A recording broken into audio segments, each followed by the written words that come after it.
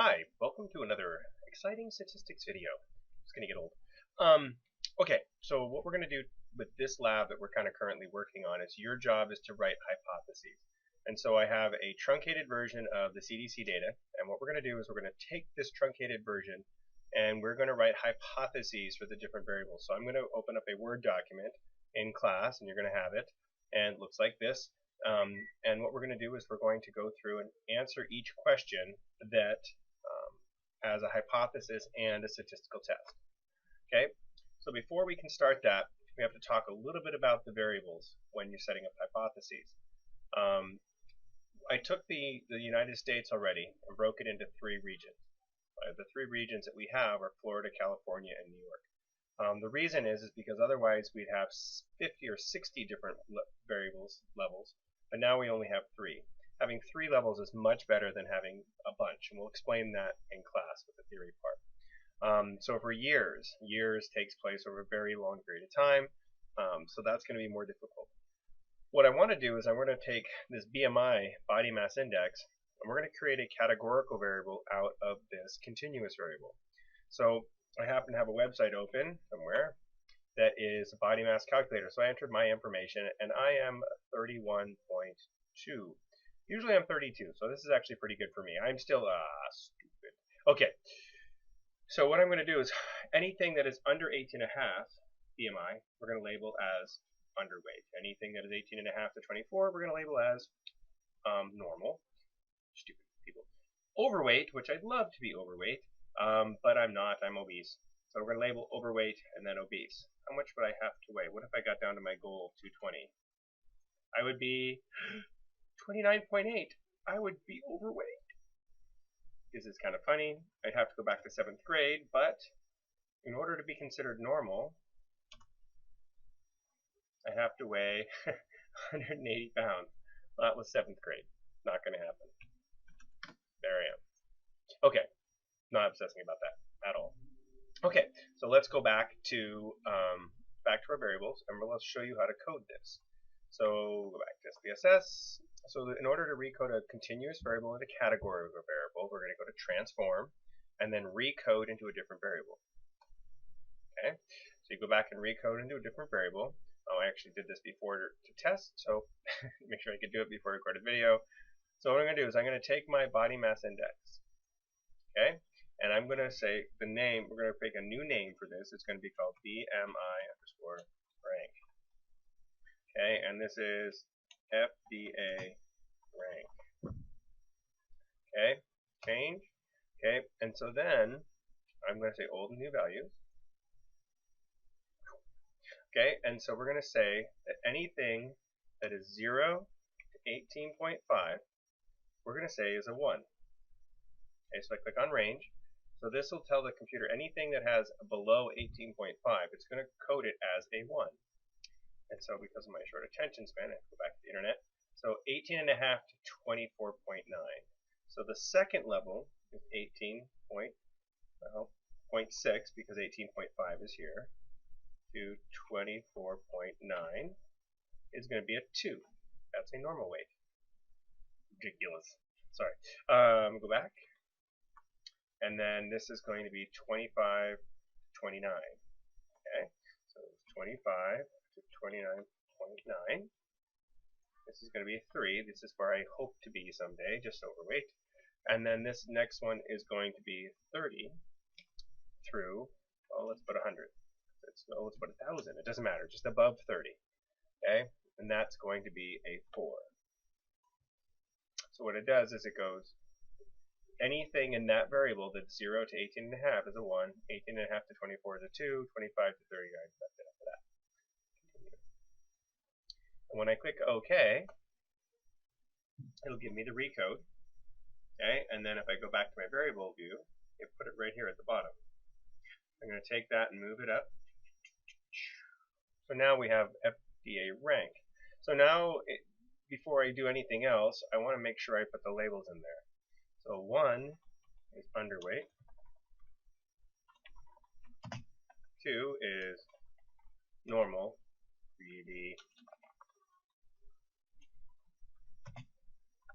3 is overweight, And 4 is Weinert weight. Hit OK. I think I typed Weinert twice. It's hard not to use that motor pattern. Okay, Weinert weight. Change. Okay. So now I can easily make a simple bar graph to see if it worked of distribution. So let's look at my bar graph. Simple bar graph, defined, and we're going to look at FDA rank. Way, okay. Okay. And there it is. So most people are normal. Wow. And some people are overweight, and some people are underweight. Let's look at how many of these people are. How many people am I like? I'm like 6,000 people, even though there's 49,000 people not like me. Don't like those 49,000 people. Okay, sorry. So now, this is good. So now we can set up hypotheses about FDA, about your body rank. Okay. So the second thing we're going to do is we want to recode these variables. Okay. I carried a weapon in 30 days. And so if I click on this and look at the value labels, 0 days, 1 day, 2, 4, and 6 or more days. Okay, so I want to recode this as well. Okay. So let's just ask the question, did you carry a weapon in the last 30 days? Okay. So I'm going to transform. I'm going to go to recode into different variables. I'm going to hit reset because I don't want to code that one again. And we're going to look at carried a weapon. I'm also going to do the same thing with carried a gun because they're the same. Okay, question 13 is carried a weapon, carried a gun, and the next one is carried a weapon or gun at school. Carried a weapon at school. That's 15. Okay. So the cool thing is they all have the same codes. They all have the same levels. Let's see if I can see this from here. So 1 to 5. See, it's the same, which is nice. The data set was up. So we can now start call this gun or weapon. Okay. Carry weapon. Okay. WEA.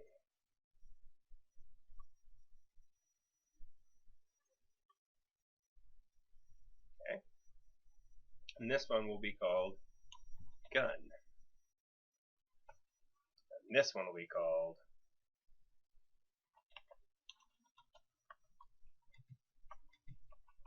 weapon at school. Sounds like a cool. Sorry. There, weapon school. Okay, so old and new values. If the value is 1, we're going to put a 0. If the value is 2 through 6, a 1. So this will say if we're going to code this from a 6-level variable to a dichotomous variable. Here. And it'll do the same thing for all of them. Okay. So if I make my graph now, we can look at separate variables here. And I'll actually do it this way. Graph, bar graph, clustered, summaries of separate variables. The bars represent. Oh, it's not going to work. Never mind. Okay. And I'm not going to bother editing that out.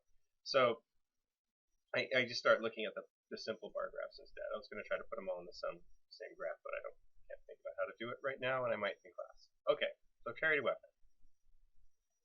We have a simple variable that says most people said no, but just for your own comfort, 12,000 people said yes. Nice work. Okay, and so we can look at this one and carried it. Let's look at the guns at school. That makes us feel safe.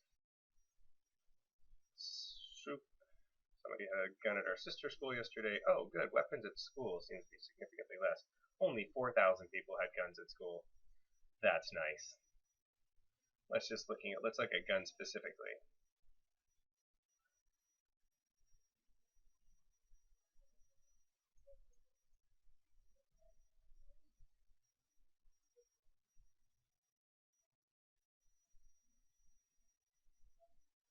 3,000 people had guns. Lovely. All right. And so we have these dichotomous variables. So we can look at some of these other questions now. Do you think maybe there's a relationship between feeling unsafe at school in 30 days? And notice these are also 1 to 5 as well. Okay, and what about threatened at school? Oh, this is the 12 step. Well, we can actually use both of those at the same thing. Ever smoked? How many days drank alcohol? We can also code this one in. Okay. How many times smoked? Well, we can look at these, and you'll be able to recode those in class. Let's just do 16 and 17 now. So transform, and we're going to go to compute, or sorry, recode. And all I'm going to do is add, make this bigger, unsafe at school. And then we're going to put unsafe. And change this one to unsafe school. Go. Automatically done. Because they are automatically coded, now we can easily make those graphs as well. Look at pie charts for those too. Same thing as a bar graph. Define slices by unsafe.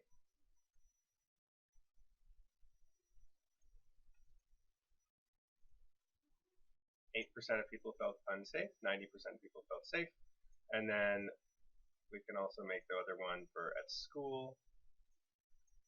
You're forced to hang out with people you don't like. About the same percentage. About the same percentage. We can actually find out if it is the same percentage by doing a simple chi-squared analysis. So if I ask you, we could easily do a set of crosstabs then. Is this the same that you get for different states? So we can go to Analyze, Descriptive, Crosstabs, where the data came from, and felt unsafe.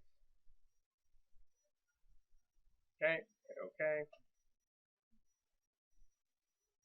And it turns out, it seems that the differences on unsafeness, yes, I felt unsafe. 2,000 people in Florida, 2,900 people in Florida, 1,200 and 4,100 in New York. Oh, so we can look at the ratios of the two. I don't really see there's much of a difference there, unless we looked at percentages. But so maybe we could just select cases from New York. Not really sure. Anyway, this is the kind of stuff we're going to be doing in the lab today, where we're just going to be going recoding variables, asking questions, doing analysis to answer the question. That's it.